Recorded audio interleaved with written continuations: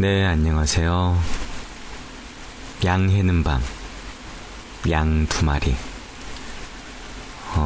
오늘은 이제 일이 있어서 밖에 좀 있다가 좀 여러모로 돌아다니다가 왔는데, 집에 딱 들어오고 나니까 그때부터 비가 갑자기 이렇게 오더라고요.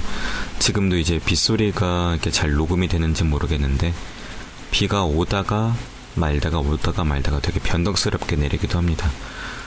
저는 개인적으로 그렇게 비를 좋아하지 않는데, 비가 오면은 좀 많이 질척질척해지는 게 좀 싫으면서도 집안에서 비 소리를 듣는 건 좋아해요. 그래서 이제 오늘 선정한 책, 이 책도 되게 이런 빗소리와 되게 잘 맞는 책이라는 생각이 듭니다. 오늘 양 두 마리, 바로 무라카미 하루키의 색채가 없는 다자키 스크루와 그가 순례를 떠난 해입니다.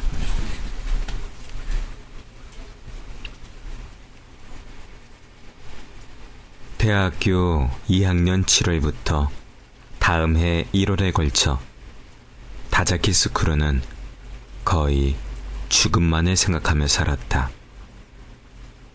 그 사이 20살 생일을 맞이했지만 그 기념일은 아무런 의미도 없었다. 그런 나날 속에서 그는 스스로 생명을 끊는 것이 무엇보다 자연스럽고 합리적이라고 생각했다. 그런데 왜 마지막 한 걸음을 내딛지 못했는지 지금도 그는 이유를 잘 모른다. 그때라면 삶과 죽음을 가르는 문지방을 넘어서는 일 따위 날달걀 하나 들이키는 것보다 간단했는데, 스크루가 실제로 자살을 시도하지 않은 것은 어쩌면 죽음에 대한 마음이 너무도 순수하고 강렬하여 거기에 걸맞는 구체적인 죽음의 수단을 마음속에 떠올릴 수 없어서였을지도 모른다. 구체성은 오히려 부차적인 문제였다. 만일 그때 손이 닿는 곳에 죽음으로 이어지는 문이 있었다면 그는 거침없이 열어젖혔을 것이다. 깊이 생각할 것도 없이, 말하자면 일상의 연속으로서. 그러나 다행인지 불행인지 그는 가까운 곳에서 그런 문을 발견하지 못했다. 그때 죽었더라면 좋았을지도 몰라. 스크루는 자주 그런 생각을 한다. 그랬더라면 지금 여기 있는 세계는 존재하지 않았다. 그건 매혹적인 일이라는 생각이 들었다. 여기 있는 세계가 존재하지 않게 되고 여기에서 현실이라 부르는 것들이 현실이 아니게 된다는 것. 이 세계에 그 자신이 존재하지 않는 것과 같은 이유로 자신에게 이 세계가 존재하지 않는다는 것. 그러나 동시에 자신이 그때 왜 그렇게까지 죽음의 턱 밑에 다가설 수밖에 없었는지, 그 이유 또한 스크루는 잘 모른다. 구체적인 계기가 있었다고는 하나 죽음에 대한 동경이 왜 그렇게까지 강렬한 힘으로 반년 동안이나 자신을 휘감았을까? 휘감았다. 그랬다. 참으로 적확한 표현이다. 거대한 고래에게 먹히고도 그 뱃속에서 살아남은 성서의 인물처럼 스크루는 죽음의 위 속에 빠져 그 어둡고 끈적끈적한 공동 안에서 시간의 흐름조차 망각한 나날을 보내야 했다. 그는 그 시기를 목류병자로서, 또는 자신이 죽었다는 사실을 모르는 사자로서 살았다. 해가 뜨면 눈을 뜨고 이를 닫고 손이 가는 대로 옷을 걸치고 전차를 타고 학교에 가서 강의를 듣고 필기를 했다. 강풍을 만난 사람이 가로등에 매달리듯 그는 눈앞에 펼쳐진 시간표에 따라 움직였다. 볼 일이 없는 한 아무에게도 말을 걸지 않고 혼자 사는 방으로 돌아오면 바닥에 앉거나 벽에 기댄 채 죽음에 대해 또는 삶의 상실에 대해 끝도 없이 생각했다. 어두운 심연이 그의 눈앞에서 크게 입을 벌린 채 지구의 중심까지 곧장 뻗어 있었다. 보이는 것은 오로지 짙은 구름으로 소용돌이 치는 허무였으며 들리는 것이라고는 고막을 압박하는 깊은 침묵이었다. 죽음에 대해 생각하지 않을 때는 아무것도 생각하지 않았다. 아무것도 생각하지 않는 것은 그리 어려운 일이 아니었다. 신문도 읽지 않고 음악도 듣지 않고 성욕조차 느껴지지 않았다. 세상에서 일어나는 어떤 일도 그에게는 아무 의미가 없었다. 방에만 틀어박혀 지내다 피로해지면 밖으로 나와 근처를 하염없이 걸었다. 또는 역으로 가 벤치에 앉아서 들어오고 나가는 전차를 언제까지나 바라보았다.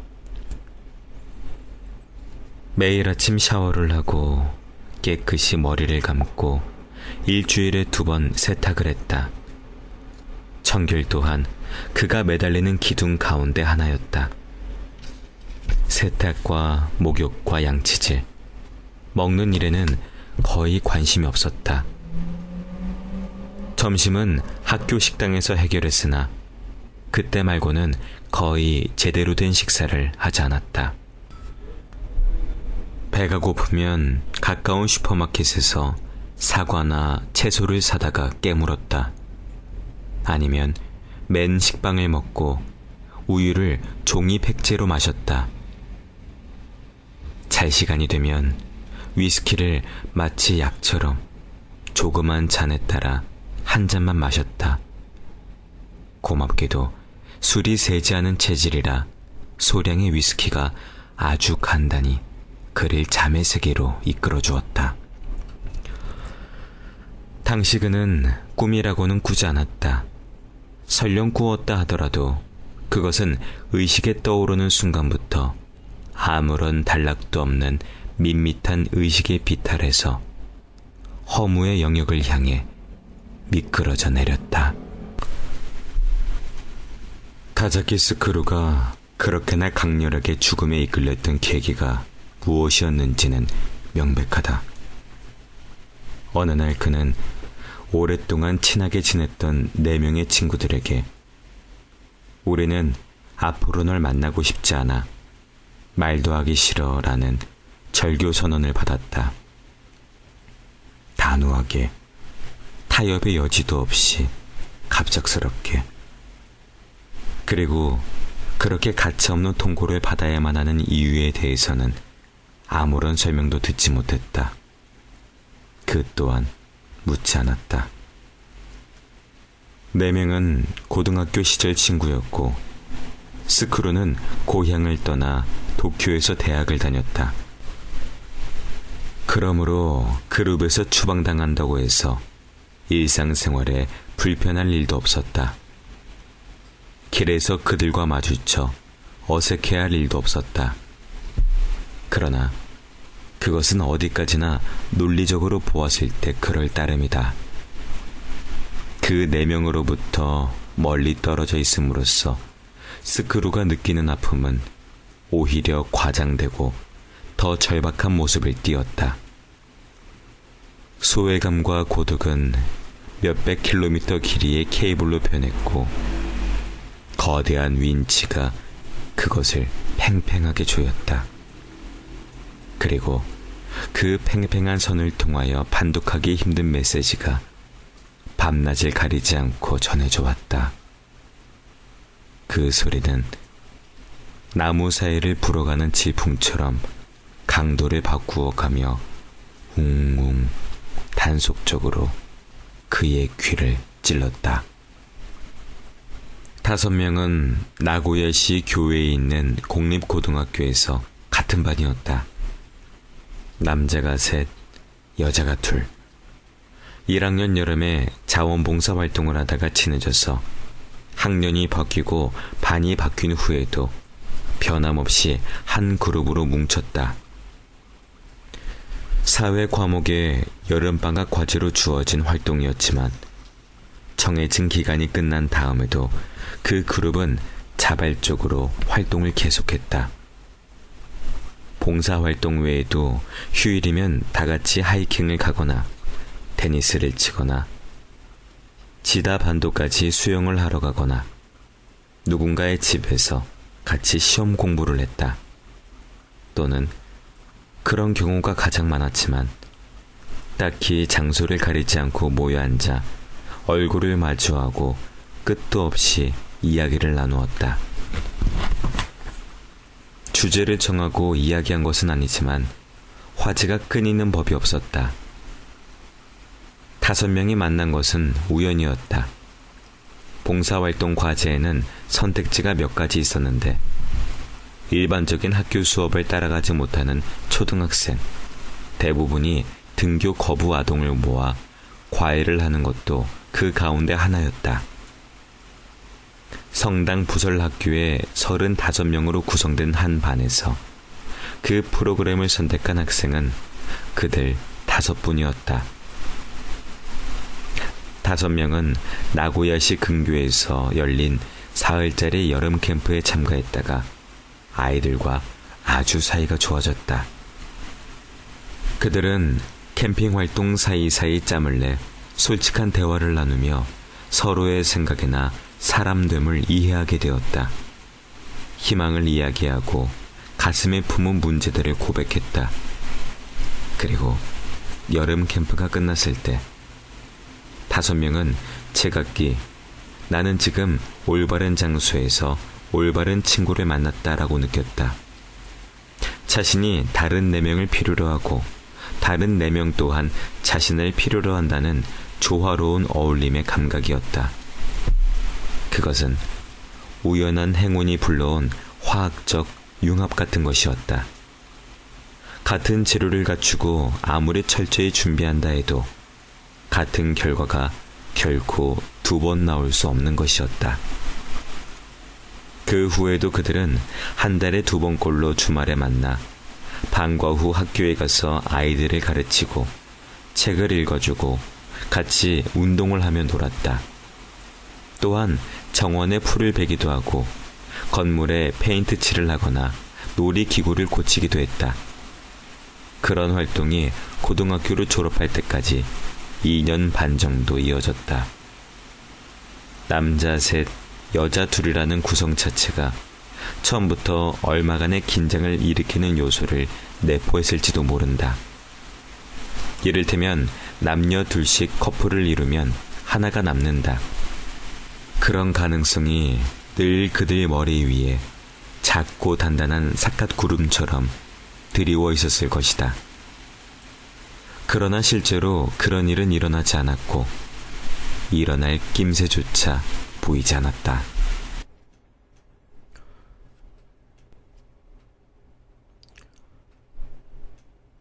우연이라고 할까?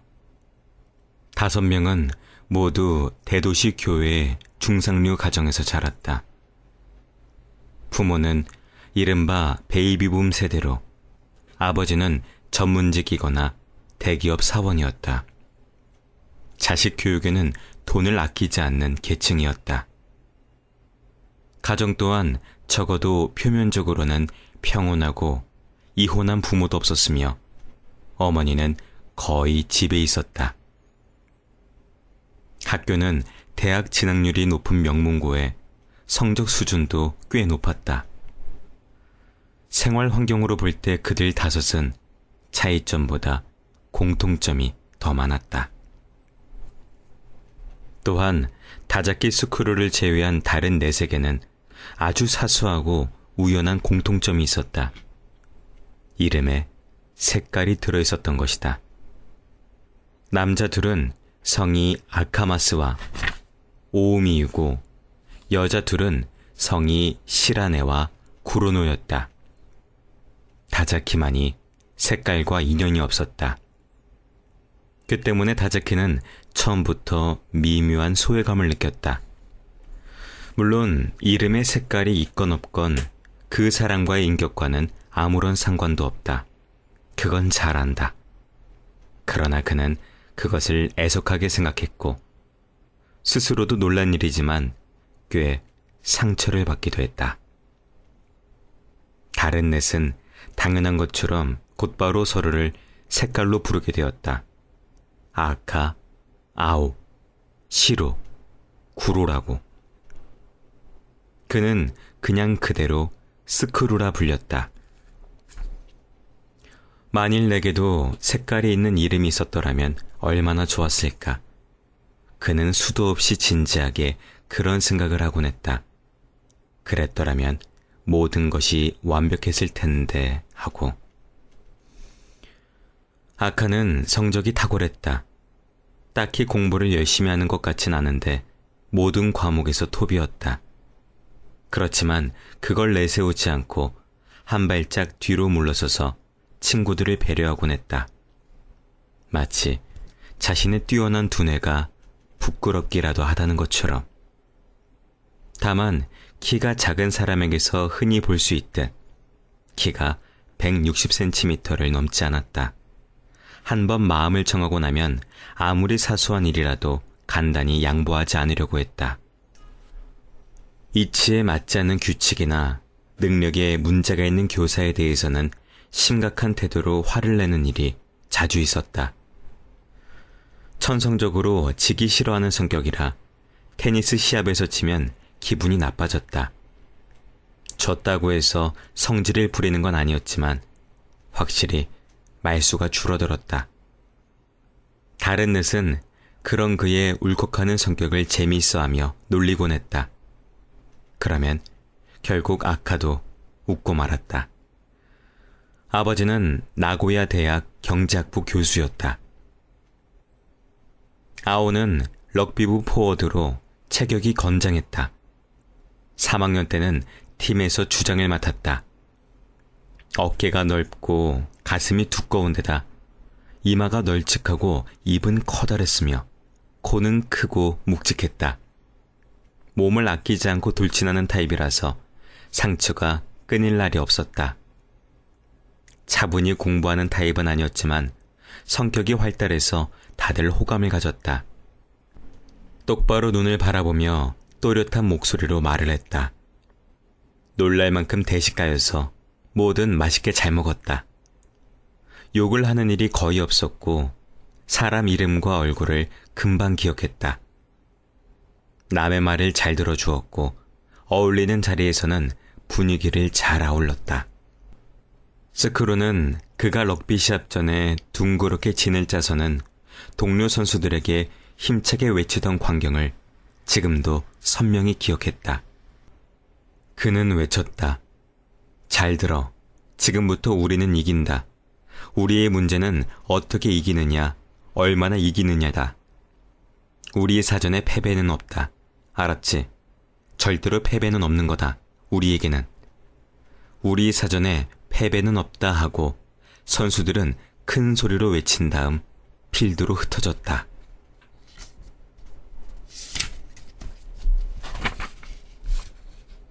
그러나 모교 럭비부는 그리 강하지 않았다. 아오 자신은 탁월한 운동 실력을 갖춘 뛰어난 선수였지만 팀 전체 수준은 그렇고 그런 정도였다. 장학금을 주고 전국에서 우수한 선수를 끌어모으는 사립학교 강호에게 자주 무참히 패했다. 그러나 일단 시합이 끝나고 나면 아오는 승부에 크게 연연하지 않았다. 중요한 건 이기겠다는 의지 그 자체야 하고 그는 말했다. 실제로 살아가면서 계속 이길 수만은 없지. 이길 때가 있으면 질 때도 있어. 그리고 우천 연기도 있지. 시니컬한 구로가 말했다. 아오는 슬픈 표정으로 고개를 저었다. 넌 럭비를 테니스나 야구와 혼동하는 것 같아. 럭비 시합은 비가 온다고 해서 연기되지 않아. 비가 와도 시합을 해? 시로가 놀란 표정으로 물었다. 그녀는 모든 스포츠에 대해 거의 아무런 관심도 지식도 없었다. 맞아, 아크가 끼어들었다. 럭비는 아무리 비가 와도 중단 안 해. 그래서 매년 많은 선수들이 물에 빠져 죽곤 하는 거야. 너무하잖아, 시로가 외쳤다. 바보 아냐? 당연히 농담이지. 하고 구로가 어이없다는 듯이 말했다. 이야기가 딴 데로 샜는데 내가 하고 싶은 말은 잘 치는 것도 일종의 운동 실력이라는 거야. 아오는 그렇게 말했다. 그리고 넌 매일 그 연습에 열심이고 구로가 대꾸했다. 시로는 옛날 일본 인형을 연상시키는 단정한 얼굴에 키가 크고 호리호리한 몸매가 꼭 모델 같았다. 오칠리라도 한 듯 까맣게 윤기 흐르는 긴 머리카락이 아름다웠다. 길을 가다 스치는 사람들이 하나같이 뒤를 돌아보았다. 그러나 그녀 자신에게는 그 아름다움을 귀찮아하는 듯한 구석이 있었다. 성실하고 고든 성격에 어떤 경우건 남에게 주목받는 것을 어려워했다. 피아노를 아름답게 잘 쳤지만 모르는 사람 앞에서는 절대로 솜씨를 드러내지 않았다. 다만 방과 후 활동에서 아이들에게 차분하게 피아노를 가르칠 때면 그녀는 더없이 행복해 보였다. 그렇게 밝고 평온한 표정의 시로를 스크루는 다른 어떤 곳에서도 보지 못했다. 몇몇 아이는 비록 학교 공부에는 잘 적응하지 못하지만 선천적으로 탁월한 음악적 재능이 있어 그냥 묻어두기에는 아깝다고 그녀는 말했다. 그러나 그 학교에는 골동품에 가까운 업라이트 피아노밖에 없었다. 그래서 5명은 새 피아노를 사기 위해 열심히 모금 활동을 벌였다. 여름 방학 때는 모두 아르바이트를 했다.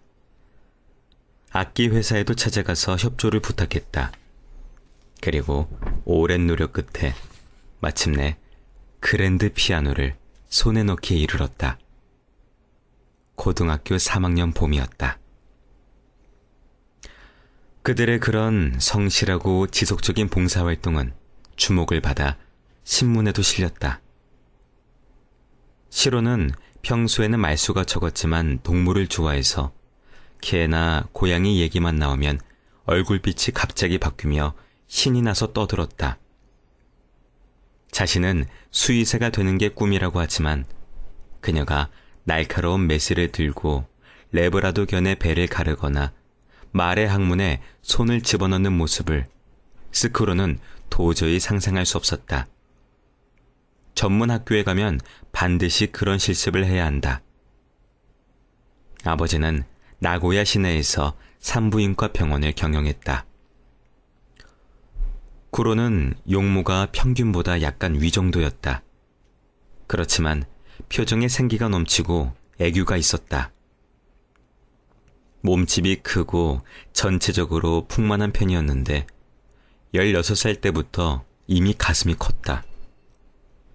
자립심 강하고 터프한 성격에 말이 빠르고 머리 회전도 그만큼 빨랐다. 인문계 과목은 성적이 우수했지만 수학이나 물리는 처참할 정도였다. 아버지는 나고야 시내에서 세무사 사무실을 운영했는데 아무래도 아버지를 도와 일할 수는 없을 것 같았다. 스크루는 자주 그녀의 수학 숙제를 도와주었다.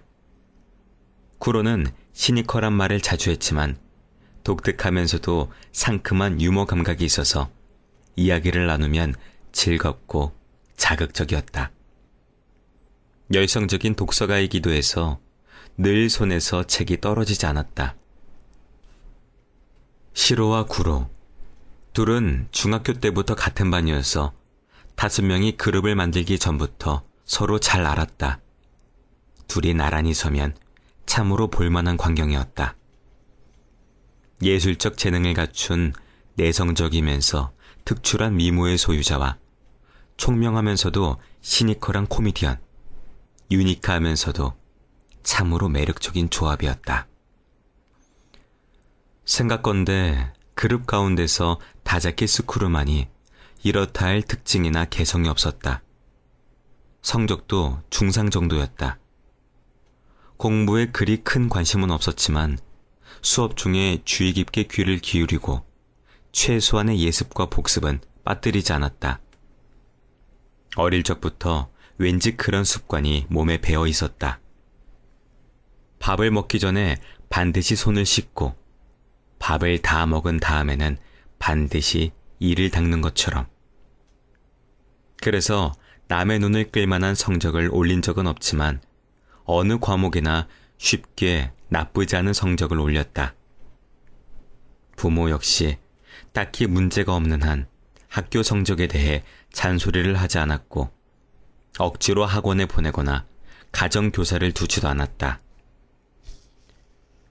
운동을 싫어하진 않았지만 운동부에 들어가 적극적으로 활동하진 않았고 가족이나 친구들과 이따금 테니스를 치고 이따금 스키를 타고 이따금 수영을 했다. 그런 정도였다. 잘 정돈된 반듯한 얼굴이고 실제로 가끔 사람들에게도 그런 소리를 들었지만 그는 요컨대 특별히 찌그러진 데가 없다라는 말에 지나지 않았다. 스스로는 거울을 바라보면서 참을 수 없는 지겨움을 느낄 때가 많았다. 예술 쪽에 관심이 깊은 것도 아니었고 이렇다 할 취미나 특기도 없었다. 입이 무거운 편에 얼굴이 잘 붉어지고 사교성이 떨어져 처음 만나는 사람과 같이 있으면 안절부절 못했다. 억지로 특징을 찾아본다면 5 가운데 집이 가장 유복하다는 것과 외숙모가 베테랑 배우로서 화려하진 않아도 점점 널리 이름을 알리고 있는 사람이라는 정도였다. 그러나 스쿠르 본인에 대해 말하자면 남에게 자랑할 만한 또는 이렇다 할 특징을 갖추지 못했다. 적어도 그는 그렇게 느꼈다. 모든 점에서 중용이었다. 또는 색채가 희박했다. 다만 한 가지. 취미라고 해야 할지는 모르겠으나 다자키 스쿠르가 가장 좋아하는 것은 철도역을 바라보는 일이었다. 왠지는 모르지만 자의식이 생긴 일에 오늘에 이르기까지 그는 시종일관 철도역에 매료되었다. 신칸센의 거대한 역이건 시골의 자그만 단선역이건 오로지 실용적인 화물차 역이건 철도역이기만 하면 무작정 좋았다. 역에 관련된 모든 사물이 그의 마음을 강하게 끌어당겼다. 어릴 적에는 다른 아이들과 마찬가지로 철도 모형에 푹 빠져 지냈지만 실제로 그의 마음을 끌어당긴 것은 정교하게 제작된 기관차나 차량도 아니고 복잡하게 교차하면서 쭉쭉 뻗어나간 선로도 아니고 한껏 정성을 들인 디오라마도 아니고 거기에 그저 장식물처럼 놓인 평범한 역 모형이었다. 그런 역을 전차가 통과하거나 또는 서서히 속도를 떨어뜨리며 다가와 플랫폼에 정확히 멈춰서는 것을 보는 게 좋았다. 오가는 승객들의 모습을 상상하고 군의 방송이나 발차 벨 소리를 듣고 역무원들의 긴장된 움직임을 떠올렸다. 현실과 공상이 머릿속에서 뒤섞이면 흥분한 나머지 몸이 떨리기까지 했다. 그러나 왜 자신이 철도역에 그렇게나 마음이 끌리는지 알아들을 수 있는 말로 다른 사람들에게 설명할 수가 없었다. 설령 설명할 수 있었다고 해도 특이한 아이라는 말을 들었을 것이었다. 그리고 스크루는 자신에게 어쩌면 알지 못할 비정상적인 것이 있을지도 모른다고 스스로 생각하기도 했다. 눈에 띄는 개성이나 특징을 갖추지 못했는데도, 그리고 늘 중용을 지향하는 경향이 있는데도 주위 사람들과는 조금 다른, 뭔가 정상적이라 할 수 없는 부분이 자신에게 있는 것 같다. 모순을 포함한 그러한 자기인식은 소년 시절부터 36살에 이르는 지금까지 인생의 이런저런 부분에서 그에게 당혹감과 혼란을 가져다 주었다. 어떤 때는 미묘하게, 어떤 때는 나름대로 깊고 강하게. 스크루는 가끔 자신이 왜 이 친구들 그룹에 속하게 되었는지 의아하게 생각하기도 했다. 진정 내가 이 친구들에게 필요한 존재일까? 오히려 내가 없으면 나머지 네 친구는 더 자유롭고 즐겁게 해나갈 수 있지 않을까? 다만 다들 아직 그런 사실을 눈치채지 못한 것뿐이 아닐까? 그걸 깨닫는 건 시간 문제 아닐까? 생각할수록 스크루는 혼란스러웠다. 자기 자신의 가치를 가늠하는 일이란 마치 단위가 없는 물질을 계량하는 것과 같았다. 저울의 바늘이 지잉 소리를 내며 딱 한 군데를 가리키지 않는다. 그러나 그 말고 나머지 넷은 그런데 신경도 쓰지 않는 것 같았다. 스크루의 눈에는 그들 모두 다섯이 모여 함께 행동하는 것을 진심으로 즐기는 듯이 비쳤다. 꼭 다섯이어야 했다. 그 이상도 그 이하도 안 된다. 정오각형의 길이가 같은 5면으로 형성되는 것처럼 그들의 얼굴은 분명 그렇게 말하고 있었다. 물론 다자키 스크루도 절대로 빠져서는 안 되는 필수적인 한 조각으로서 자신이 정오각형에 속한 것을 기쁘고 자랑스럽게 생각했다. 그는 다른 4명을 진심으로 좋아했고 거기 존재하는 일치감을 그 무엇보다 사랑했다. 어린 나무가 땅속에서 영양분을 빨아들이듯이 사춘기에 필요한 자양분을 스크루는 그 그룹에게서 받아들이고 그것을 성장을 위한 소중한 양식으로 삼았을 뿐만이 아니라 얼마간은 빼돌려서 비상식량으로 몸속에 비축해 두었다. 그렇지만 자신이 언젠가 그 친밀한 공동체에서 탈락하거나 방출되어 혼자 덩그러니 남지는 않을까 하는 두려움을 늘 마음 한구석에 담고 있었다. 친구들과 헤어져 혼자 있으면 어둡고 불길한 암초가 썰물 때 모습을 드러내듯이 그런 불안이 자주 고개를 쳐들었다. 그 일이 일어난 것은 대학교 2학년 여름방학이었다. 그리고 그 여름을 경계로 다자키 스크루의 인생은 이전과는 완전히 달라지고 말았다. 날카롭게 솟은 능선이 양쪽의 식물 생태를 다르게 갈라놓듯이 그는 늘 그랬듯이 방학이 시작되자마자 짐을 챙겨 대단한 짐도 없었지만 신칸센을 탔다. 나고야의 집으로 돌아가 한숨 돌린 다음 바로 4명의 집에 전화를 했다. 그러나 누구하고도 연락이 닿지 않았다. 넷 모두 외출했다는 것이다. 필시 함께 모여 어딘가로 놀러 나갔을 것이다. 전화를 받은 친구들 가족에게 메시지를 남기고 혼자 거리로 나가 산책을 하고 번화가의 영화관으로 가서 딱히 보고 싶지도 않은 영화를 보며 시간을 죽였다. 귀가하여 가족과 같이 저녁을 먹은 다음 다시 한번 4명의 집에 전화를 해보았다. 아직 아무도 돌아오지 않았다. 다음날 점심 전에 다시 전화를 걸어보았지만 마찬가지로 아무도 집에 없었다. 그는 다시 메시지를 남겼다. 집에 들어오면 이쪽으로 전화를 부탁한다고 했다. 알았다고, 그렇게 전화겠노라고 전화를 받은 가족은 말했다. 그러나 그 목소리의 울림에 담긴 뭔가가 스크루의 마음에 걸렸다. 첫날은 눈치채지 못했지만 평소 때 목소리와 미묘하게 느낌이 달랐다.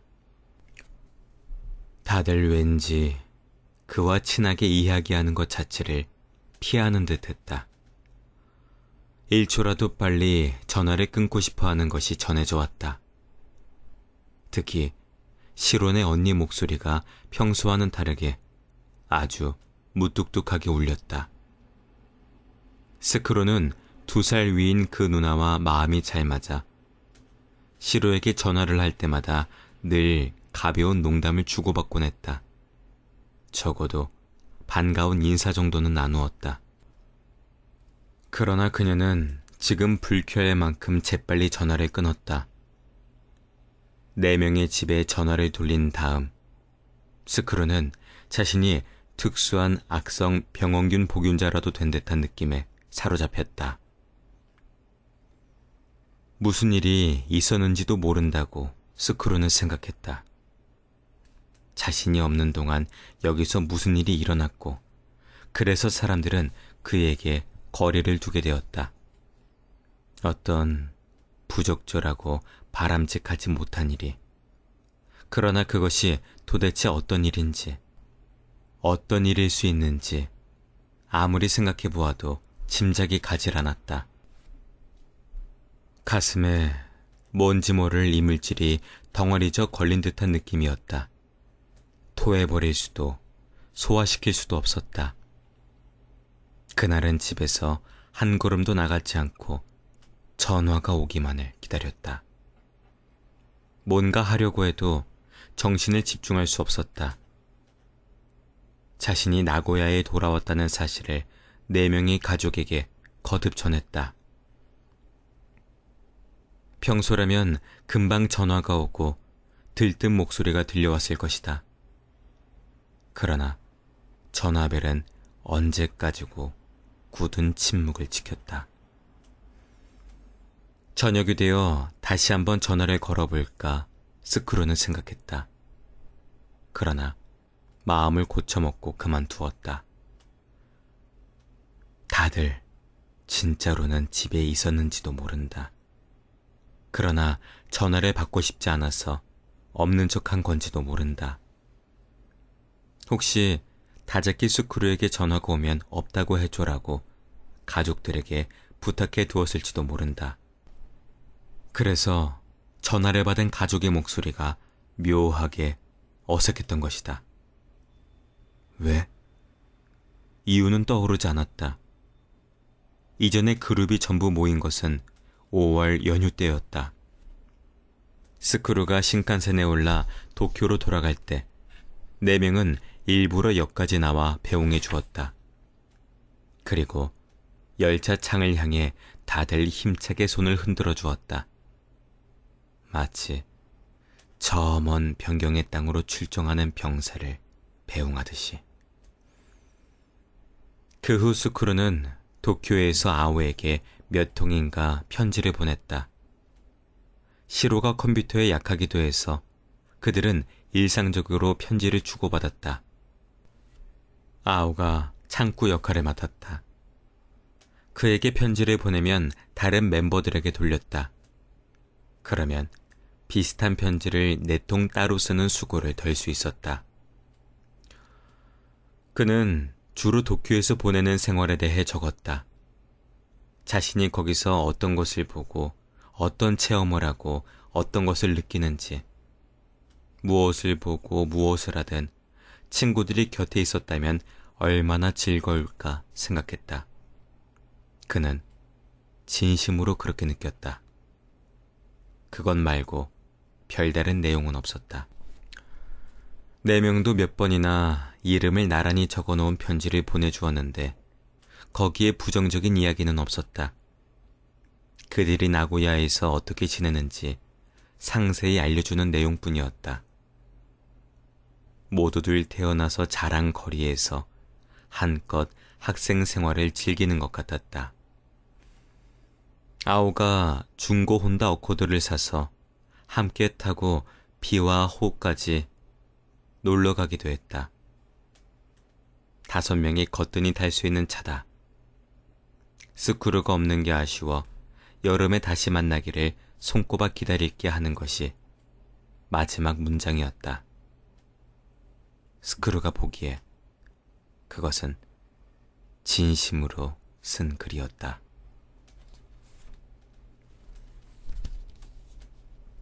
네, 지금까지 무라카미 하루키의 색채가 없는 다자기 스크루와 그가 순례를 떠난 해 앞부분이었습니다. 요즘에 비가 되게 왔다 갔다 많이 하기도 하고요. 좀 되게 날씨가 많이 더워지고 꿉꿉해지는데 그래도 이런 날씨일 때는 사실 그냥 에어컨 틀어놓고 누워서 자는 게 최고인데 다들 힘내셨으면 좋겠습니다. 무라카미 하루키의 이 색채가 없는 다자키 스크루와 그가 순례를 떠난 해는 제가 이 책은 앞부분에서 말씀을 드렸듯이 선물 받은 책인데요. 근데 이 책을 처음 읽었을 때도 역시나 무라카미 하루키의 소설들이 대부분 그렇듯이 앞부분에 대한 일상적인 몰입감이 굉장한 책이라고 저는 생각을 합니다. 근데 개인적으로 저는 뒤에 결말 부분이나 중간 때부터는 조금 제 취향이랑은 조금 안 맞는 책이었던 것 같아요. 그런데 묘하게도 이 책도 해가 지날 때마다 한 그래도 1년에 한 번 정도 혹은 2년에 한 번 정도는 읽는 것 같습니다. 되게 읽을 때마다 좀 시선이 다르게 되는 게 그게 되게 신기하더라고요. 뭔가 모든 책들이 그럴 테지만 특히나 무라카미 하루키의 소설은 그 시간의 흐름 풍파에 맛이 더해지는 사실 그 글은 그대로인데 아마 제가 바뀌는 것이겠죠.